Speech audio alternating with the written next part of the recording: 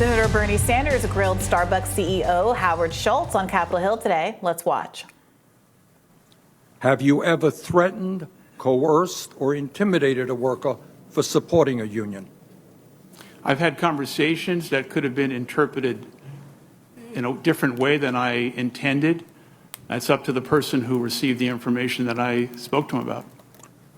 Were you informed of or involved in the decision to withhold benefits from Starbucks workers in unionized stores, including higher pay and faster sick time accrual? My understanding, when we created the benefits in May, 1 month after I returned as CEO, my understanding was under the law, we did not have the unilateral right to provide those benefits to employees who were interested in joining a union. Am I hearing you say that you were involved in the decision to withhold benefits from Starbucks workers in unionized stores? Is that what I'm hearing? It was my understanding that we could not provide those benefits under the law. So that's Starbucks CEO Howard Schultz declining to answer directly the question about his involvement in these labor violations that Starbucks has already been found guilty of. A labor judge found that Starbucks violated workers' rights just, I believe, earlier this month. It's still March, right? Earlier this month, it was ordered to reopen a number of stores and reinstate people who had been fired because of their union activity. What do you make of that exchange? I mean, he's not doing a very good job in that exchange. Obviously, that was when he says, "Well, I had some conversations with union people that somebody could have taken it the wrong way." I mean, I don't know how broadly these kinds of anti-union, these kinds of pro-union statutes are written. Where is that? Infringes on the ability to have they're not written that broadly, or that and there's been so much undermining of labor law over the last few decades that it has become increasingly difficult for workers to use their right in the market to withhold their labor and get concessions for quality of work and other kinds of asks over time. And so this is really a kind of an unprecedented move. The fact that there has been such a spree of union activity over the course of the last year or two in a number of sectors, but in particular in the service industry sectors, there's been a number of other coffee chains. Collectivo Coffee saw some stores unionize over the course of the last few years. It's been really exciting for the labor movement to see resurgence after years of decline.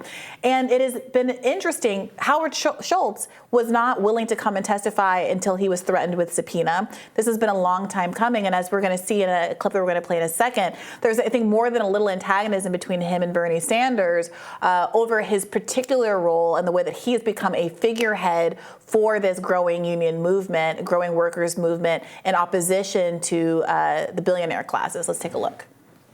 This monarch of billionaire, let's just get at that, okay? I grew up in federally subsidized housing. Let me finish. I grew up in federally subsidized housing. My parents never owned a home. I came from nothing. I thought my entire life was based on the achievement of the American dream. Yes, I have billions of dollars. I earned it. No one gave it to me. And I've shared it constantly with the people of Starbucks.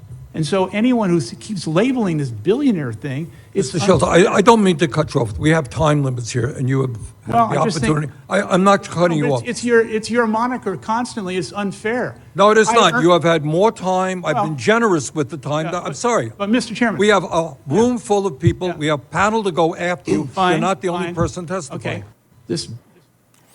So Schultz, just by the way, a little bit on his biography. So he bought the company. He bought Starbucks for $3.8 million in 1987. Served as his CEO. Served as the CEO several times. Stepped down, came back. So he has, I believe, recently again stepped down. He stepped down this month. So he will no longer be the CEO of Starbucks. But yes, he was the owner. Made billions of dollars as Starbucks grew massively. So he's worth a little over $4 billion. Is it unfair to call a billionaire a billionaire? Well, I mean, I think what he's getting at there is that he's being he feels that he's being stigmatized for his wealth, and he's a self-made man, and good for him. Is he being stigmatized for his wealth, or is he being accurately described as a billionaire? to be clear, he's indulging in some pretty identitarian style politics. Back in 2019, he gave an interview in which he said, "Please don't call me a billionaire. I would prefer to be called people of means or people of wealth." Is the term that he would prefer. Maybe he's making fun of the identity. He wasn't. He was being completely dead serious. Let your feelings hang out here. No, I mean, I remember this at the time. He was also, I think, upset. This was in the middle of the primary campaign. Bernie Sanders was talking about millionaires and billionaires, pointing out that there had been this incredible growth in the population of billionaires, and really explaining to folks what it means to have $1 billion. It's really hard to conceptualize. 1 million seconds is 12 days.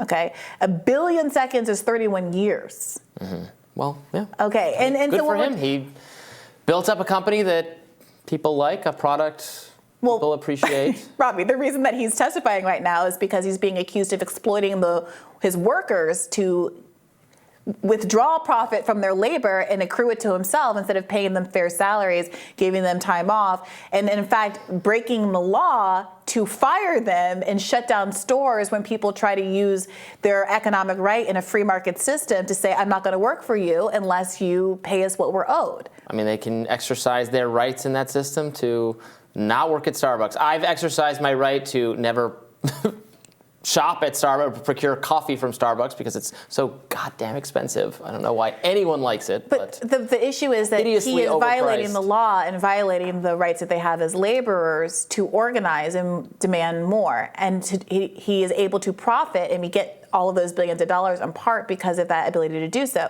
He didn't, as one person sitting in a room, work hard, $1 billion, $4 billion worth of hardness compared to all of the people who have been serving up, crafting coffee, cleaning the stores, and doing all those kinds of things. What you owe that's a tautology, right? You're paid what you make. Well, no. The whole point of labor action is that workers have the ability in a market to withhold their labor and really see how their labor is valued. Sure. And if Howard Schultz but if is it was violating, a true market, they could be fired for doing that. If they have artificial government granted protections against that. If it were a true market, you wouldn't have the coercive ability of these CEOs to come together and basically form these monopolies where they can control the workforce, control pricing, and the whole point of why we have labor laws to try to recreate some balance so that there's genuine market ability for people to be able to do things like this. If you're a worker and you have to feed your family and keep your roof over their head, obviously you're going to be in a much weaker bargaining position than a literal billionaire. I'm sorry, I don't mean to offend or use any slurs or use a word that's apparently on the new list of things you can't say according to woke star Howard Schultz, but he is in fact a billionaire. And the whole point of this is that if I'm facing hunger or eviction, of course I'm going to do whatever, I'm going to take whatever Howard Schultz is willing to pay me. The whole point of labor law is to give workers the power to actually be paid what they are actually worth. And he is now being accused of, and has been found to have, at least in some instances, his company has been found, at least in some instances, to have violated the law in this process. So, weigh in. Do you think it's a slur to call a billionaire, someone who has $4 billion, a billionaire? And given this wasn't even a conversation about taxing his wealth or anything like that, he just seems to be sensitive about the idea of his wealth being described accurately. Yeah.